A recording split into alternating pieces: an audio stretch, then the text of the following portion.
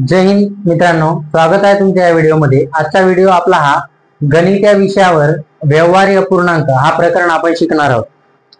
कोणता प्रकरण आहे? व्यवहारी अपूर्णांक। लक्ष द्या, व्यवहारी अपूर्णांक म्हणजे काय? तर व्यवहारी अपूर्णांक म्हणजे अंश व छेद स्वरूपात लिहिलेल्या अपूर्ण किमतीच्या संख्यांना काय? अंश व छेद स्वरूपात लिहिलेल्या अपूर्ण किमतीच्या संख्यांना आपण व्यवहारी अपूर्णांक म्हणतो। ठीक आहे। ही वरची जी संख्या असते त्याला आपण काय म्हणतो? अंश, आणि जी खालची संख्या असते त्याला आपण म्हणतो छेद। ठीक आहे। इंग्लिश मध्ये याला न्यूमरेटर आणि याला डिनॉमिनेटर म्हणतो। ठीक आहे। लक्ष द्या, व्यवहारी अपूर्णांक म्हणजे काय? अंश व छेद स्वरूपात लिहिलेल्या अपूर्ण किमतीच्या संख्येस आपण काय म्हणतो? व्यवहारी अपूर्णांक। बरोबर आहे। हे कन्सेप्ट लक्षात ठेवा। समजा आता मी लिहिलंय 5, 9। ठीक आहे। हे 5 हा 5 ही पूर्ण संख्या आहे, आणि एक गोष्ट नेहमी लक्षात ठेवा, पूर्ण संख्येच्या छेदात नेहमी काय असतो? 1 असतो। ठीक आहे। 9 हा पूर्ण आहे, पूर्ण संख्या आहे, याच्या छेदामध्ये काय राहील? नेहमी 1 राहील। ठीक आहे। व्यवहारी अपूर्णांक समजलं? व्यवहारी अपूर्णांक म्हणजे काय? अंश आणि छेद स्वरूपात लिहिलेली एक अपूर्ण किंमत। ठीक आहे। अंश आणि छेद स्वरूपात समजलं? त्याच्यानंतर कोणतीही पूर्ण संख्या असेल तर त्याच्या छेदामध्ये नेहमी काय असतं? 1 असतं। ठीक आहे। आपल्याला व्यवहारी अपूर्णांकाचे नियम शिकायचे आहेत। ठीक आहे। जे नियम आहेत महत्वाचे ते नियम शिकायचे आहेत, आणि त्यांचे उदाहरणं पण मी घेणार आहे। ठीक आहे। चला तर मग आपण एक एक नियम बघू। चला, आपला पहिला नियम आहे, कोणता नियम आहे? पहिला काय नियम आहे? 0 भागिले कोणतीही संख्या काय? 0 भागिला कोणतीही संख्या बरोबर उत्तर काय होतं? 0। ठीक आहे। पहिला नियम काय आहे? 0 भागिला कोणतीही संख्या बरोबर उत्तर काय येतं? 0। ठीक आहे। लक्ष द्या, आता उदाहरणामध्ये घेऊ आपण। जसं 0 भागिले 5, ठीक आहे, याचं उत्तर काय राहील? 0। त्याच्यानंतर 0 भागिले 15, याचं उत्तर काय राहील? 0। ठीक आहे। काय शिकत आहोत? व्यवहारी अपूर्णांक। व्यवहारी अपूर्णांकाचे नियम बघत आहोत आपण। पहिला नियम कोणता आहे? 0 भागिले कोणतीही संख्या, म्हणजे अंशात 0 असेल आणि छेदात कोणतीही संख्या असेल तर त्याचे उत्तर काय येते? 0 येते। ठीक आहे। उदाहरण तुम्हाला समजले। त्याच्यानंतर आहे दुसरा नियम। दुसरा नियम काय आहे?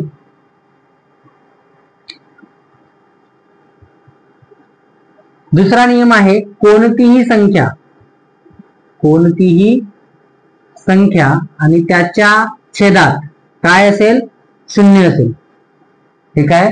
कोणतीही संख्या त्याच्या छेदात काय असेल? 0 असेल तर त्याचं उत्तर येते अनंत, इन्फायनाइट म्हणतो आपण। त्याचे उत्तर काय येते? अनंत, म्हणजे त्याचे उत्तर काढता येत नाही आपल्याला। समजलं? उदाहरण घेऊ आपण। 18 भागिले 0, याचं उत्तर काय येईल? अनंत। ठीक आहे। नियम लक्षात ठेवा। व्यवहारी अपूर्णांकाचा दुसरा नियम काय आहे? कोणतीही संख्या भागिले 0, त्याचं उत्तर काय येते? अनंत। ठीक। त्याच्यानंतर आहे तिसरा नियम। तिसरा नियम काय आहे? लक्ष द्या, तिसरा नियम आहे मायनसचे जे चिन्ह असते ते मायनसचे चिन्ह अंशाचे किंवा छेदाचे नसून ते पूर्ण अपूर्णांकासाठी असते। उदाहरणार्थ 3 भागिले 11 घेतला आपण। ठीक आहे।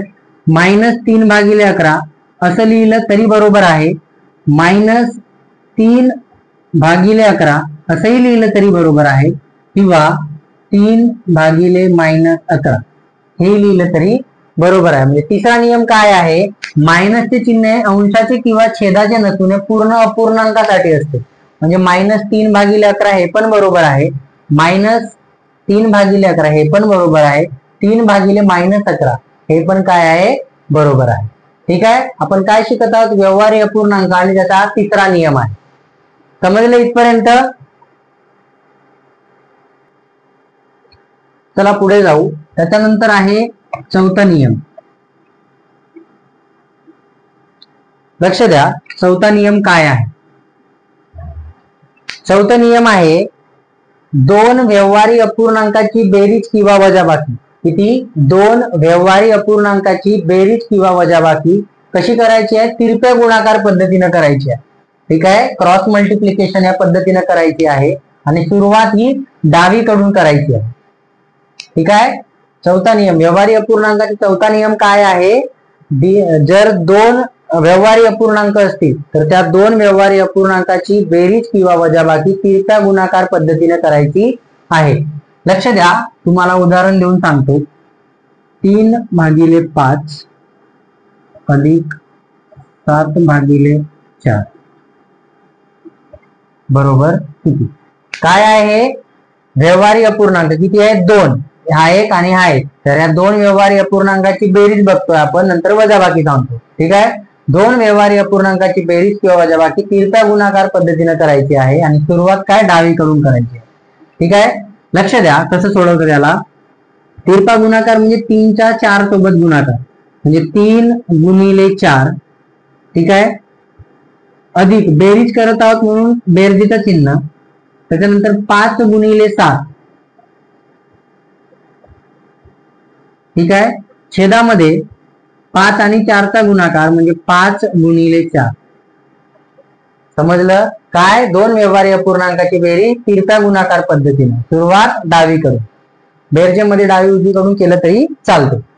त्याच्यानंतर बघा, 4 त्रिकम 12, बेरजेचं चिन्ह आहे म्हणून बेरीज. 5 7 35, छेदात 4 पंचे 20 बरोबर. 12 अधिक 35 किती झाले? 47.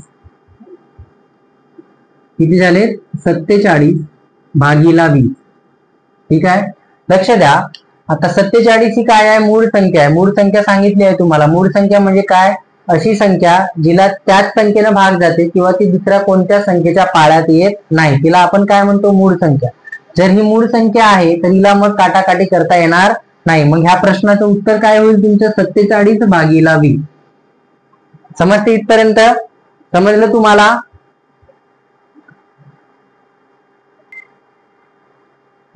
लक्ष द्या. आता इथं आपण काटाकाटी करू शकत नाही. जर गणितामध्ये बेरीज आणि वजाबाकी असेल, ठीक आहे, तर आपल्याला पहिले बेरीज किंवा वजाबाकी करावं लागते, त्याच्यानंतर आपण काटाकाटी करू शकतो. ठीक आहे, जर इथं गुणाकाराचं चिन्ह असतं तर आपण 5चा भाग दिला असता.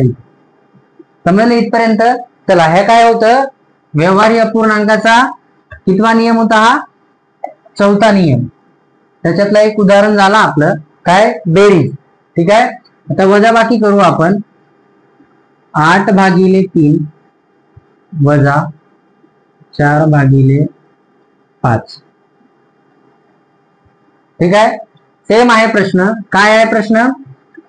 8/3 हा एक व्यवहारी अपूर्णांक झाला आणि 4/5 हा एक व्यवहारी अपूर्णांक झाला. ठीक आहे, व्यवहारी अपूर्णांकाची बेरीज किंवा वजाबाकी तिरप्या गुणाकार पद्धतीनं आणि सुरुवात कुठून? डावीकडून. वजाबाकीमध्ये मात्र डावीकडून करायची.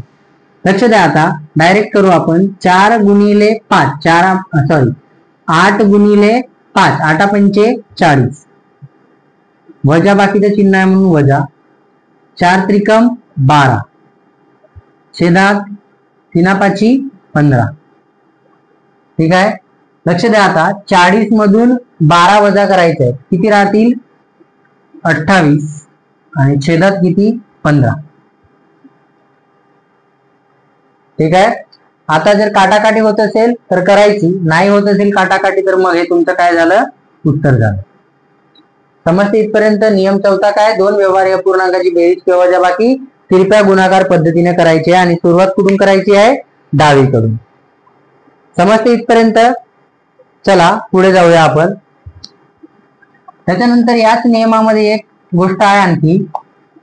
जर दोन व्यवहारी अपूर्णांक असतील आणि त्यांचा काय? छेद जर समान असेल तर आपण डायरेक्ट अंशांची बेरीज वजाबाकी करू शकतो. लक्ष द्या. 3/2 अधिक 7/2. काय म्हणतो नियम? जर छेद समान असेल तर आपण डायरेक्ट अंशाची बेरीज वजाबाकी करू शकतो. म्हणजे ह्या 2 साठी 2 2 वेळा 2 आहे, त्याच्यासाठी फक्त 1 वेळा 2 लिहायचा आहे. 3 अधिक 7. ठीक आहे, किती?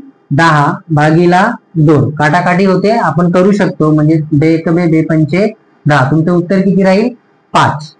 ठीक आहे. यालाच तुम्ही 5 भागीला 1 असं पण लिहू शकता, कारण पूर्ण संख्येच्या छेदामध्ये काय असते? नेहमी 1 असते. ठीक आहे. हा झाला बेरजेचा. एक वजाबाकीचं उदाहरण घेतो. लक्ष द्या. 8 भागिले 3 मायनस 5 भागिले 3 काय होतं याच्यात? छेद समान आहे, आपण डायरेक्ट अंशाची बेरीज वजाबाकी करू शकतो. तर 2 वेळा 3 आहे, त्याच्यासाठी फक्त 1 वेळा 3 लिहायचं आहे. 8तून 5 गेले, 8 मायनस 5. ठीक आहे. 8तून 5 गेले, किती राहिले? 3. आणि छेदात 3, 3चा भाग झाला, 3 1 3 3 1 3. तुमचं उत्तर काय राहील? 1. समजलं? किती नियम शिकलो आपण? 4. ठीक आहे. 4 नियम पैकी आता आपला चौथा नियम कुठला होता? 2 व्यवहारी अपूर्णांकाची बेरीज किंवा वजाबाकी तिरप्या गुणाकार पद्धतीने करायची आहे. आणि सुरुवात कुठून करायची आहे? डावीकडून.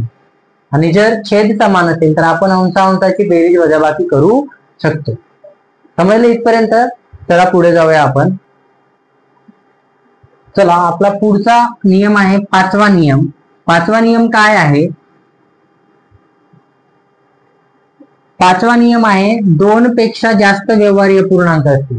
काय? 2 पेक्षा जास्त व्यवहारी अपूर्णांक असतील तर त्याची आपण ते कसं सोडवतो? आपण लसावी पद्धतीने सोडवतो. ठीक आहे.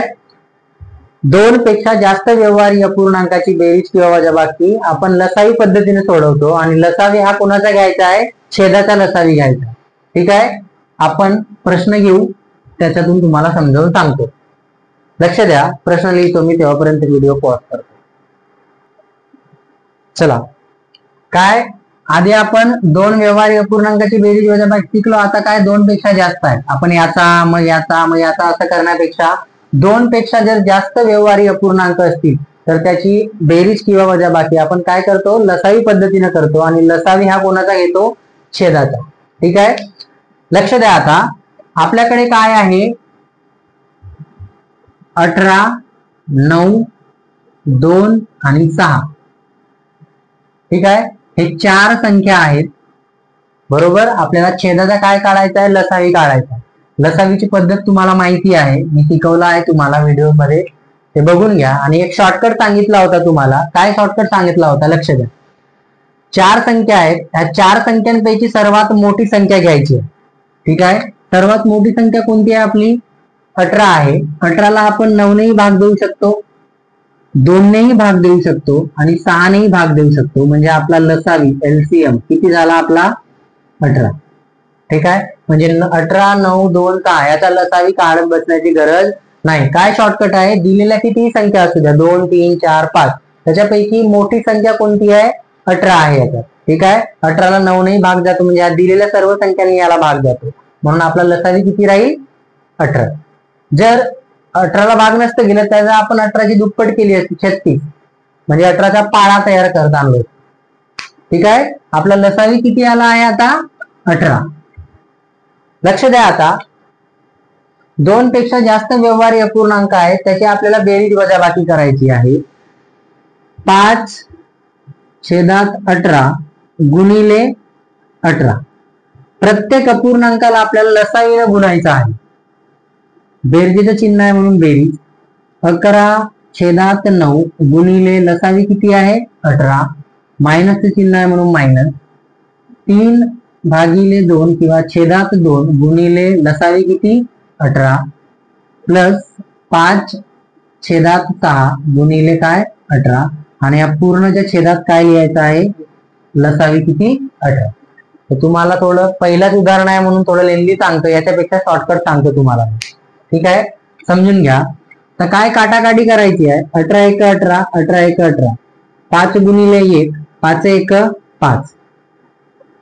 बेरजे चिन्ह आहे म्हणून बेरीज. 9 1 9 9 दुने 18 11 दुने 22. वजा बाकीचं चिन्ह आहे म्हणून वजा. 2 1 2 2 9 18 9 त्रिक 27. ठीक आहे. बेरजे चिन्ह आहे म्हणून बेरजेचे चिन्ह. 6 1 6 साइन त्रिक 18 3 5 15. आणि छेदामध्ये काय? लसावी आपला किती आहे? 18. आता तुम्हाला एक नियम सांगितला होता मी बेरीज आणि वजाबाकी करताना, काय जर दिलेल्या गणितामध्ये फक्त बेरीज आणि वजाबाकीचे चिन्ह असतील तर आपल्याला डावीकडून उजवीकडे कॅल्क्युलेशन करायचं आहे, किंवा एक शॉर्टकट सांगितला होता, प्लस प्लस जवळ करून घ्या आणि मायनस मायनस जवळ करून घ्या. ठीक आहे. जर याच्यात तुम्ही एक डोकं लावलं तर 5 आणि 22 किती होतात? 27. 27 प्लस आणि 27 मायनस काय होईल? कॅन्सल होईल. मग राहील काय आपल्याकडे? 15/18. काय नुसतं सोडवण्याकडे लक्ष नाही, त्याच्यापेक्षा तुम्हाला काही शॉर्टकट होतं का, काही सोपं होतं का ते बघायचं आहे. काय आपण आता 3चा भाग देऊ शकतो. 3ची कसोटी माहित आहे तुम्हाला, दिलेल्या संख्येतील सर्व अंकांच्या बेरजेस जर 3ने भाग गेला तर आपण पूर्ण संख्येला 3ने भाग देऊ शकतो. 3×5 15 आणि 3×18. तुमच्याकडे काय राहील उत्तर? मग 5/6 किंवा 5/18 हे काय राहील तुमचं उत्तर राहील. समजले इथपर्यंत? काय होतं हे? 2 पेक्षा जास्त व्यवहारी अपूर्णांकाची बेरीज किंवा वजाबाकी कशी काढायची आहे? लसावी पद्धतीने. आणि लसावी कोणाचा घ्यायचा आहे? छेदाचा. याच्यापेक्षा सोप्या पद्धतीने एक दुसरं उदाहरण सांगतो तुम्हाला. चला पुढचं उदाहरण घेऊया एक.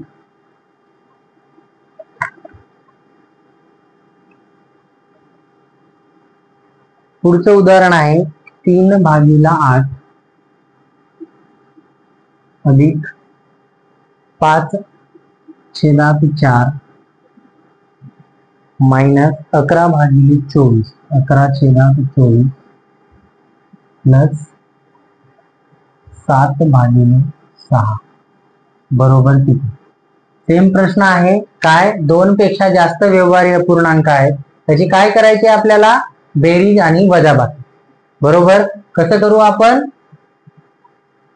छेदाचा काय घ्यायचा आपल्याला? लसावी. लक्ष द्या आता. 4 संख्या आहेत, छेद किती आहेत? 4. 1 2 3 4. ठीक आहे. 4 पैकी मोठी संख्या कोणती आहे? 24. 24 ला 6 न भाग जातो? हो. 4 न जातो? हो. 8 न जातो? हो. म्हणजे तुमचा लसावी किती राहील? 24. ठीक आहे. लक्ष द्या आता, शॉर्टकट शिकवतोय मी तुम्हाला. आपण फास्ट कॅल्क्युलेशन कसं करू शकतो. आपण काय करतो? प्रत्येक अपूर्णांकाला लसावीने गुणतो. बरोबर. म्हणजे असं समजा इथे, म्हणजे तुमच्या इथे लिहिले नाही आहेत, पण असं समजा की इथे 24 लिहिला, म्हणजे प्रत्येक संख्येला आपण काय लसावीने गुणत आहोत. ठीक आहे. म्हणजे असं समजा इथे 24 लिहिलेला आहे, तर 8 1 8 8 3 24. इकडे 3 राहतील, 3 3 9. समजलं? 8 4 24 6 ह्या चारींचा आपला लसावी किती आला आहे? 24. आपण प्रत्येक अपूर्णांकाला काय करतो? लसावीने गुणतो. म्हणजे इथे गुणीला 24 असेल. बरोबर. 8 1 8 8 3 24 3 3 9. ठीक आहे. ह्याच्यानं काय होते? फास्ट कॅल्क्युलेशन होते. बेरजेचे चिन्ह आहे म्हणून बेरीज. 4 1 4. इथे किती आहे? 24. बरोबर आहे. 4 6 24. 6 5 30. ठीक आहे. मायनस आहे म्हणून मायनस. 24 1 24 24 1 24. 11 1 11. असं समजा की आपण प्रत्येक संख्येला काय 24 ने गुणत आहोत. सॉरी, प्रत्येक अपूर्णांकाला 24 ने गुणत आहोत. बेरजेचे चिन्ह आहे म्हणून बेरीज. त्याच्यानंतर 6 1 6 6 चौक 24 4 7 28 आणि छेदात काय लिहायचं आहे? 24, जो आपला काय आहे? लसावी. ठीक आहे. मग एक तुम्हाला दोन, जर गणितामध्ये बेरीज आणि वजाबाकीचे ज्या चिन्ह असतील तर आपण काय करतो? प्लस प्लस जवळ घेतो आणि मायनस मायनस जवळ घेतो. कसं? लक्ष द्या. 9 अधिक 30 अधिक 28. ठीक आहे. 8 दुने 16 आणि 1 1707. हातचा 1 5 आणि 1 6. किती? 67. बरोबर. ह्याच्यातून वजा किती करायचे आहेत? 11. बरोबर. 7 मधून 1 गेला 6 आणि 6 तून 1 गेला 5. ठीक आहे. तुमचं उत्तर काय झालं मग? 56/24. ठीक आहे. लक्ष द्या. आता तुम्ही काय करू शकता? याला भाग द्यायचा आहे. बरोबर आहे. याच्यासाठी तुम्हाला पाडेपाठ पाहिजेत, कसोट्या पाठ पाहिजे. ठीक आहे. तुम्ही 2 न भाग देऊ शकता, 3 न भाग देऊ शकता का? नाही. 4 न भाग देऊ शकतो आपण. 8 नही भाग देऊ शकतो. कसं? लक्ष द्या. 8 3 24 8 7 56. म्हणजे तुमच्या या प्रश्नाचं उत्तर काय राहील? 7/3. आणि असे प्रश्न पोलीस भरतीमध्ये 100% एक तरी प्रश्न येतो. कुठल्या पण सरळ सेवेला तुम्हाला हे प्रश्न बघायला मिळतील. आणि ही सोपी पद्धत आहे. आपण काय लसावी घेतला आणि लसावी इनविजिबल ठेवला म्हणजे आपल्याला असं म्हणजे असं वाटलं पाहिजे की आहे तिथे लिहिलेला, पण आपण तो लिहिलेला नाही. याच्यानं काय होईल, तुमचं उत्तर फास्ट येईल, तुमचं कॅल्क्युलेशन काय होईल, फास्ट होईल. समजलं इथपर्यंत? किती नियम झालेत आपले? 5. याचा पुढचा नियम आहे व्यवहारी अपूर्णांकाचा गुणाकार. लक्ष द्या, व्यवहारी अपूर्णांकाचा गुणाकार कसं करतो आपण? अंशाच्या अंशाशी आणि छेदाच्या छेदाशी. कितवा नियम? 6वा. ठीक आहे. व्यवहारी अपूर्णांकाचा गुणाकार आपण काय करतो? अंशाच्या अंशासोबत आणि छेदाच्या छेदासोबत गुणाकार करतो. त्याच्या आधी, त्याच्या अगोदर जर कुठे काटाकाटी होत असेल तर ती काटाकाटी करायची आहे. लक्ष द्या, प्रश्न घेऊ आपण. 3/4 गुणिला 16/9 बरोबर. कितवा नियम आहे? व्यवहारी अपूर्णांकाचा 6वा नियम. पहिला उदाहरण काय आहे? पहिले नियम समजून घ्या. व्यवहारी अपूर्णांकाचा जर गुणाकार करायचा आहे तर काय आपण अंशाच्या अंशाशी आणि छेदाच्या छेदाशी गुणाकार करतो. पण त्याच्या आधी जर कुठे काटाकाटी होत असेल तर आपण काय करायचे? काटाकाटी करायची. लक्ष द्या, 4 × 4 4 × 4 16 बरोबर. 3 × 1 3 3 3 9.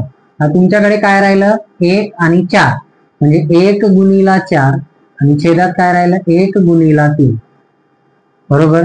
कोणत्याही संख्येला 1 न गुणला तर उत्तर काय येते? 30 संख्या येते. म्हणजे तुमचं उत्तर काय राहील? 4/3. समजलं? काय होतं हे? व्यवहारी अपूर्णांकाचा गुणाकार. चला आपण पुढे जाऊया.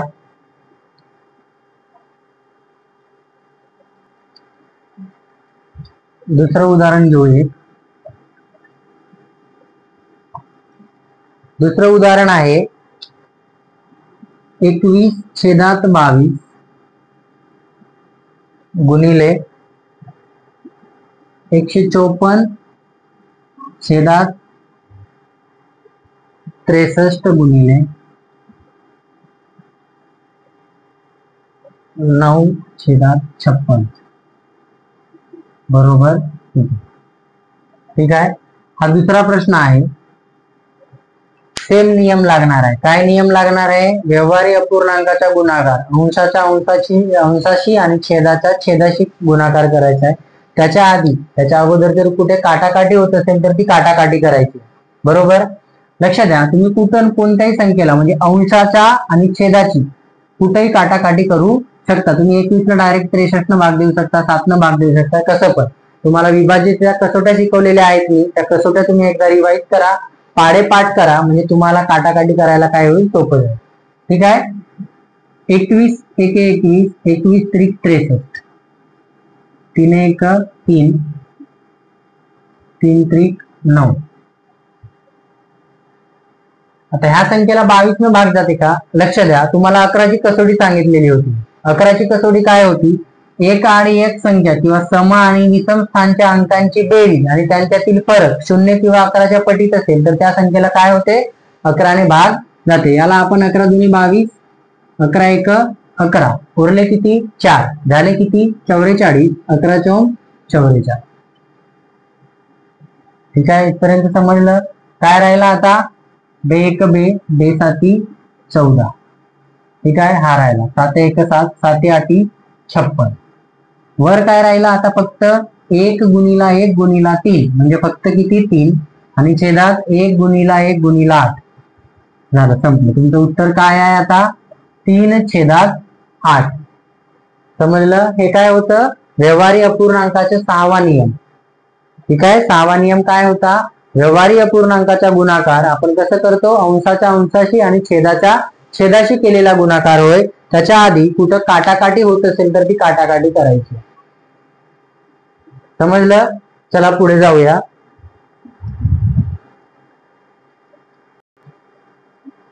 चला हा एक उदाहरण घेऊ आपण. सेम उदाहरण आहे, फक्त याच्यात काय आहे? चिन्ह आहेत आणि चिन्हांचा गुणाकार पण करायचा आपल्याला. त्याची एक सोपी पद्धत सांगतोय तुम्हाला. पहिले काय काटाकाटी करून घ्या. 7 1 7, 7 9 63. सोपं तुम्हाला जसं वाटलं तसं. इथं 5चा भाग जाते 3चा, जसं तुम्हाला देता येईल तसं द्या. मी 5चा देतो. 5 3 15, 5 2 10, 5 1 5, 3 1 3, 3 7 21. ठीक आहे. 7 1 7, 7 5 35. इकडे काय उरलं 3 3 1 3 3 9, 3 7 21. ठीक आहे. काहीच नाही. इकडे 1 गुणिले 7 गुणिला 1 म्हणजे तुमचं उत्तर काय राहील 7. छेदात ती 1 गुणिला 3 गुणिला 5, 3 5 15. लक्ष द्या. आता इथं हा एक वजा बाकीचे चिन्ह आहे आणि हा एक, बरोबर आहे. म्हणजे किती आहेत? 2 चिन्ह आहेत. सम आहेत का? 2 4 सम आहेत, 6 सम आहेत, बरोबर आहे. जर गुणाकाराची क्रिया असेल आणि तुमचे जर वजा बाकीचे चिन्ह मायनसचे चिन्ह जर काय असतील, सम असतील, तर तुमचं उत्तराचं चिन्ह काय येते? प्लस येते. समजते का इथपर्यंत? उत्तराचे चिन्ह काय येते? प्लस येते. आणि जर तुमचे मायनसचे चिन्ह काय असतील? विषम. विषम म्हणजे काय? 1 3 5 7 असे जर चिन्ह असतील, जेव्हा गुणाकाराची क्रिया असेल, ठीक आहे, आणि चिन्ह मायनसचे चिन्ह वजाबाकीचे चिन्ह काय असतील? सम असतील, तर उत्तर काय येते? प्लस. बरोबर. हा तुमचा उत्तर कशात राहील? मग प्लस हे झालं तुमचं उत्तर. ठीक आहे. जर उदाहरणार्थ एकच मायनसचा चिन्ह असता वजाबाकीचं, तुमचं उत्तर काय राहिलं असतं? -7/15 किंवा -7/15 किंवा असं आपण काही पण लिहू शकतो. बरोबर. तर तुमचं उत्तर काय राहील? आता 2 मायनसचे चिन्ह आहेत म्हणजे सम आहेत, म्हणून तुमचं उत्तर काय? प्लस 7/15. काटाकाटी होत नाही म्हणून आहे तसंच ठेवायचं आहे. क्लिअर आहे इथपर्यंत? चला आता आपल्याला व्यवहारी अपूर्णांकाचा 7वा नियम बघायचा. किती नंबरचा नियम आहे? 7वा. 7वा नियम काय आहे? व्यवहारी अपूर्णांकाचा भागाकार. ठीक आहे. व्यवहारी अपूर्णांकाचा भागाकार. तर व्यवहारी अपूर्णांकाचा भागाकार करताना भागाकाराच्या ऐवजी गुणाकाराचे चिन्ह वापरायचं आहे आणि त्याच्या पुढील एक जो अपूर्णांक आहे तो काय करायचा आहे? उलटा करायचा. हा कितवा नियम आहे? व्यवहारी अपूर्णांकाचा 7वा नियम. ठीक आहे. लक्ष द्या, मी शिकवतो, सांगतो तुम्हाला कसं आहे ते.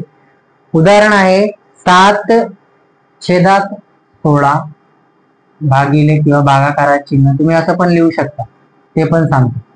ठीक आहे. 7/16 भागिले 35/36.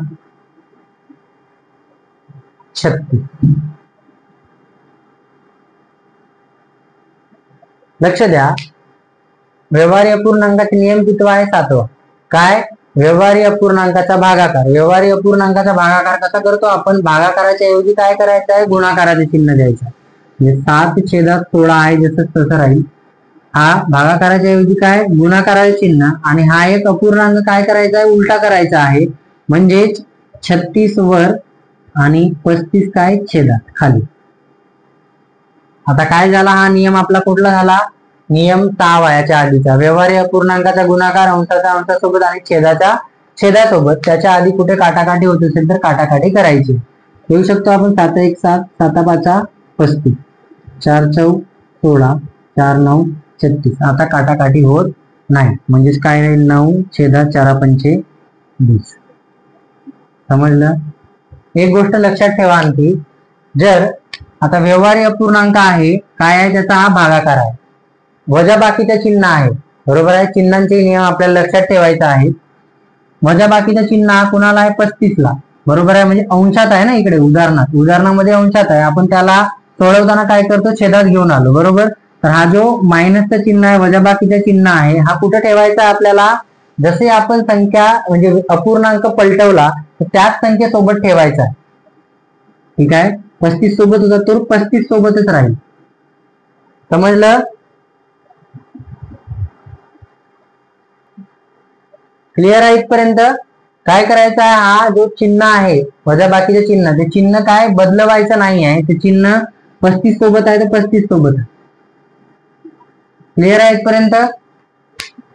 आणखी एक उदाहरण घेऊ म्हणजे तुम्हाला आणखी समजेल.